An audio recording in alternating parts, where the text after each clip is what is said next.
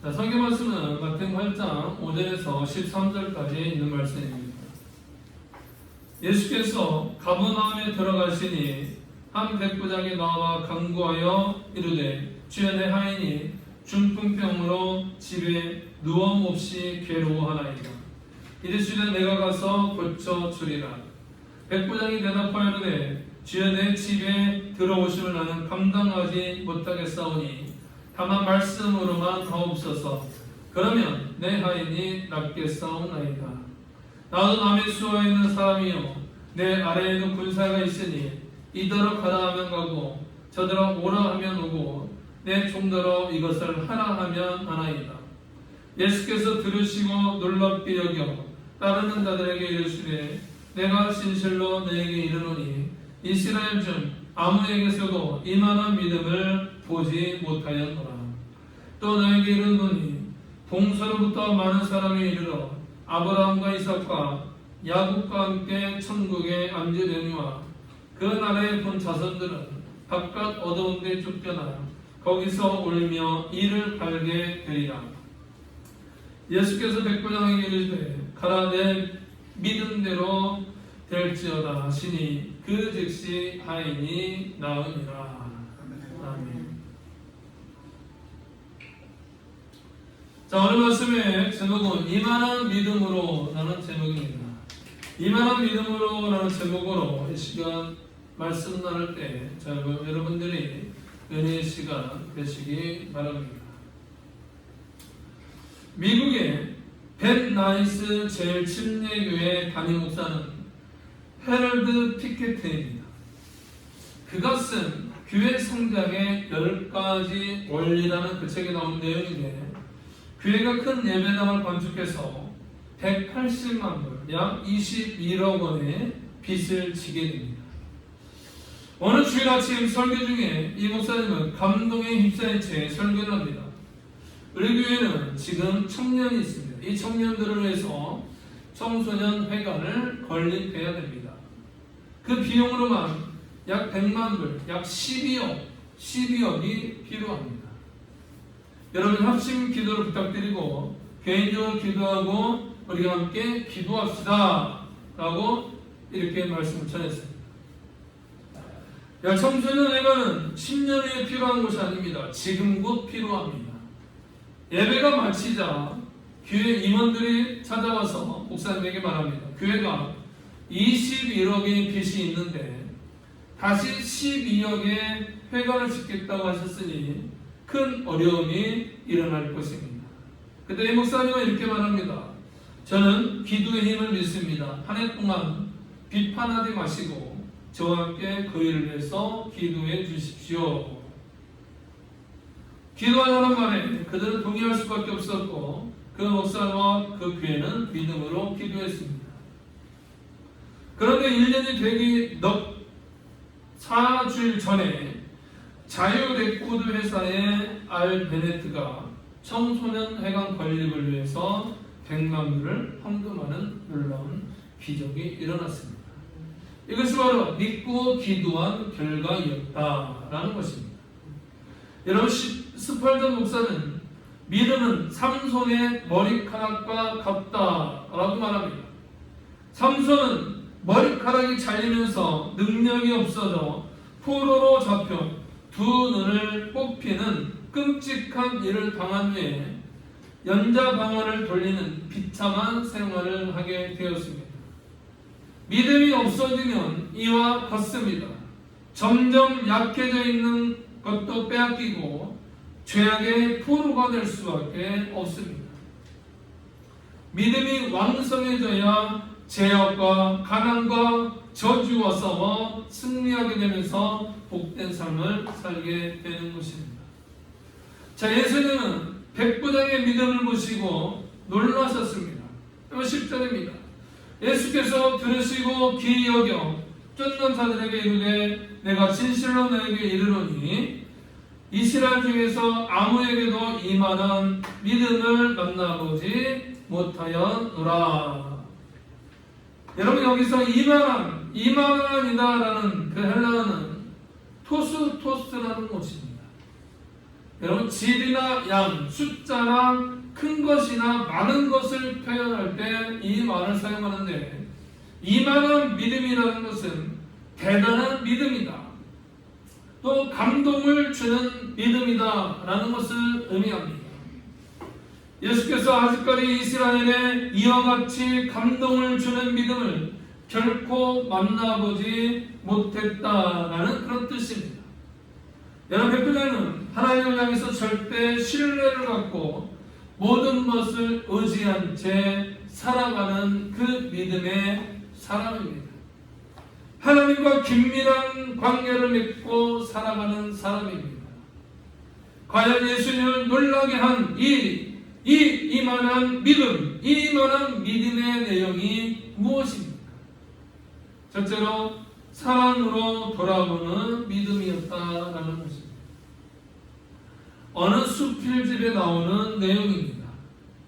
강욱이라는 정신지체가 있습니다. 아무도 놀아주지 않습니다. 외톨박입니다. 강욱이라는 유일한 친구가 있다면 그 수필가의 아이들이었습니다. 아이들은 그 강욱이를 형이다라고 대접합니다. 그런데 강욱이는 아이들에게 손찌검을 하고 때로는 짓궂은 일을 하고 아이들을 때리기도 해서 코피가 납니다. 이 수필가는 자기 아이들이 코피 나는 것을 보고 그 아이에게 단단히 혼을 줍니다. 내가 이렇게 다시는 이런 일을 하지 말거라. 그리고 아이들에게 다시는 이 강욱이라는 아이하고 놀지 마라 라고 이제 말을 했습니다. 그때 아이가 눈물을 닦으며 교회 선생님이 들려주셨던 그 말을 합니다. 검은 마음, 하얀 마음 이야기를 합니다. 죄로 물든 검은 마음은 예수님이 싫어하는 마음이다. 미움, 다툼, 시기다. 질투, 분노이다. 이것이 검은 마음이고, 하얀 마음은 예수님이 좋아하시는데 사랑과 온유와 은혜, 바로 이런 것이 하얀 마음이다 라고 말을 합니다. 나는 하얀 마음을 갖고 싶어한다. 그러면서 이 정신지체 형하고 계속 놀 것이다 라고 말합니다.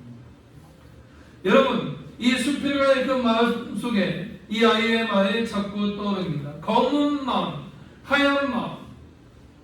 여러분, 저와 여러분들이 검은 마음, 하얀 마음, 언제부터인가 우리 마음속에 검은 마음으로 자리 잡혀가고 있지는 않은가.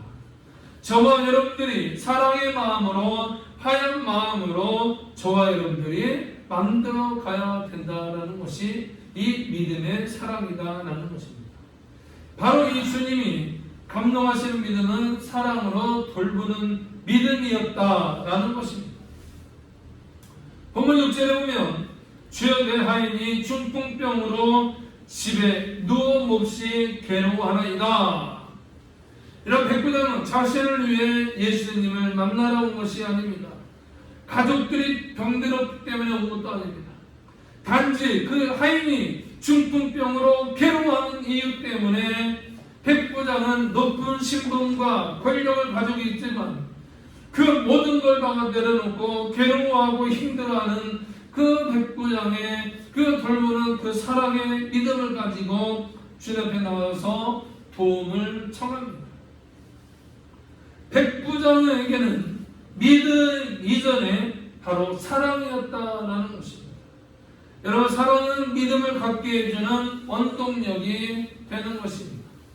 따라서 사랑은 불가능의 장벽 앞에서도 포기하지 않고 체면과 상황을 따르지 않습니다.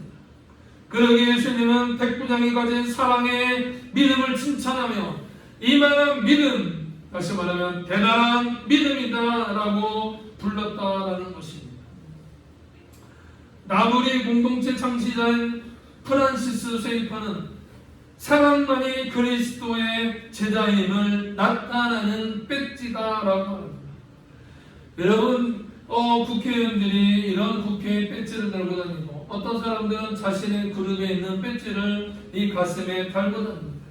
그럼 저와 여러분들은 이 사랑의 배지를 가슴에 달고 나아가야 참된 그리스도의 제자임을 나타내 보일 수 있다라는 것입니다. 세상 사람들은 우리가 서로 사랑하는 모습을 보고 제자임을 알게 됩니다. 여러분, 백부장이 예수님의 마음을 움직일 수 있었던 것은 사랑의 믿음이었기 때문에 그 사랑의 믿음으로, 이만한 믿음, 대단한 믿음으로 나아갔다라는 것입니다.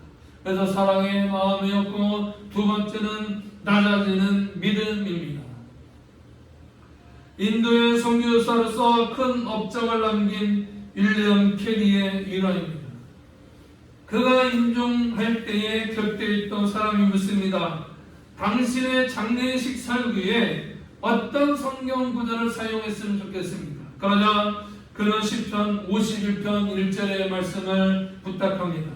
이 말씀을 보면 하나님이여 주의 인자를 쫓아 나를 긍휼히 여기시며 주의 많은 자비를 쫓아 내 죄가를 범할하소서.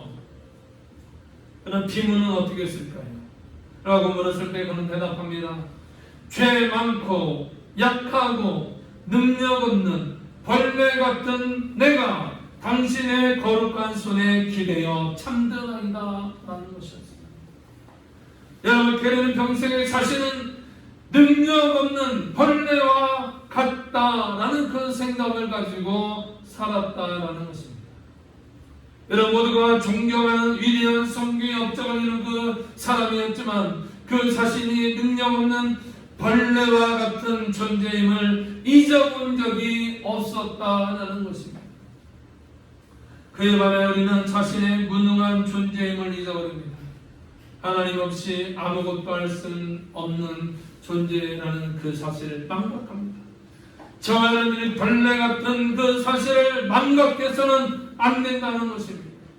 언제나 부족하고 연약한 존재임을 잊지 않는 그 겸손한 믿음으로 나아갈 때에 바로 주님을 기쁘시게 할 수 있습니다. 높아지려고 하고 우월감에 사로잡혀 살기에 하나님을 감동시킬 수 없습니다. 그러므로 언제나 겸손한 믿음을 가지고 자신을 낮추며 또 주님을 높이시기 바랍니다. 본문 8절입니다. 주여 내 집에 들어오심을 나는 감당치 못하겠사오니 라고 말합니다. 여러분, 이 말은 상대방에 대한 존경의 표시입니다. 진정으로 낮아지는 겸손한 모습입니다. 여기서 주여 라는 그 말은 키리오스라는 단어인데 주인과 종의 관계에서 쓰는 그 말입니다. 여러분, 주라는 그 백부장의 고백은 자신을 비하시키는 고백입니다. 진정한 겸손은 낮아지는 것입니다. 왕이신 예수께서 자신의 집에 오시는 것을 감당하지 못하겠노라 라고 백부장은 자신을 낮추면서 말을 합니다. 자신을 낮추는 그 겸손의 믿음이 회복되어질 때에 주님을 감동시키는 이만한 믿음, 칭찬받는 믿음이었다라는 것입니다. 그래서 자신을 낮추는 겸손한 믿음이 되기를 바랍니다. 마지막 세 번째 봅니다. 순종으로 신뢰를 쌓는 믿음입니다. 마더 테레사 수녀는 인도에서 가난한 어린 아이들에게 돌보았습니다. 그 어린 아이들을 돌보았습니다. 캘커타에 고아원을 건축하려는 그 계획을 세우고 있었는데 그 기자가 묻습니다. 기자들 앞에 그녀는 캘커타에서 가장 큰 고아원을 세울 것입니다. 어느 기자가 현재 준비된 자금은 얼마나 됩니까? 이 수녀는 말합니다. 주머니 안에 있는 동전 몇 개를 꺼내더니 이것밖에 없습니다 라는 것입니다. 그곳에 모인 사람들은 모두 비웃었습니다. 그러자 이 테레사 수녀는 진지한 얼굴로 말합니다. 나는 동전 몇 개밖에 없지만 고아원은 내 주머니에 동전으로 짓는 것이 아니라 하나님께서 지으실 것입니다. 여러분, 그 비웃었던 그 순간 그 회개장은 엄숙해졌습니다. 이 동전밖에 없지만 하나님께서는 훗날 하나님께서 가장 큰 일을 이루실 것입니다 라는 것입니다. 그리고 그 훗날 가장 큰 구원을 건축하게 되었습니다. 나는 못해도, 나는 없어도, 가진 것이 없어도 하나님이 도와주심을 믿고 순종할 때 기적의 역사가 일어나는 줄을 믿는다라는 것이었습니다. 여러분, 문구대로 보면 나도 남의 수하에 든 사람이요 내 아래에도 군사가 있으니 이더러 가라 하면 가고 저더러 오라 하면 오고 내 종들어 이것을 하라 하면 하나이다 라는 것입니다. 이 말을 다시 한번 보면 제가 왕의 명령에 순종하듯 부하들도 제게 순종합니다. 주님은 창조주의 권위가 있으시니 전능하신 명령 앞에 순종하지 아니할 곳이 하나도 없습니다 라고 믿는 것입니다. 백부장은 예수님의 권위와 그 권세를 이미 알고 있었습니다. 백부장은 예수님의 그 권위와 권세를 알고 있었기 때문에 말씀만 하시면 역사가 일어난다는 그 믿음, 순종의 믿음이 있었습니다. 그러니까 이만한 믿음을 찾아볼 수 없었습니다. 이것이 바로 주님을 놀라게 하는 감동적인 고백이었다라는 것입니다. 여러분, 하나님의 말씀에 순종하게 될 때에 하나님의 역사가 일어나게 됩니다. 믿음은 머리로 믿는 것이 아닙니다. 내가 생각으로 믿는 것이 아닙니다. 신뢰하여야 됩니다. 그리고 순종하면 기적이 일어납니다. 여러분, 믿음이라고 다 같은 믿음이 아닙니다. 예수 믿는 흉내는 누구든지 낼 수 있습니다. 교회 오래 다닌 것도 귀합니다. 교회에서 오래 봉사한 것도 귀합니다. 그러나 주님으로부터 칭찬받는 그 믿음의 사람이 되어야 된다는 것입니다. 바로 이것이 이만한 믿음이 되어야 됩니다. 그 정도의 믿음이 되어야 된다는 것입니다. 이런 교회에서 가장 필요한 것은 이만한 믿음이라고 칭찬받는 백부장 같은 그런 믿음입니다. 교회는 건물이 아닙니다. 시설도 아닙니다. 건물과 시설이 필요 없는 것은 아니지만 그와 같은 것들로만이 교회가 되지 않습니다. 교회는 믿음의 공동체입니다. 예수님의 사랑을 품어야 합니다. 예수님처럼 낮아져 겸손함으로 행해야 됩니다. 예수님의 말씀대로 순종함으로 일해야 됩니다. 그래야 주님이 인정하는 기만한 믿음이 세워지게 될 텐데 교회가 세워져 나가고 저와 여러분의 복된 성도가 되어진다는 것입니다. 사랑으로 돌보는 믿음, 겸손으로 낮아지는 믿음, 순종으로 신뢰를 쌓는 그 믿음, 저와 여러분을 칭찬받는 귀한 믿음의 사람이 되어 하나님의 축복받는 여러분 되시기를 주님의 이름으로 축원합니다.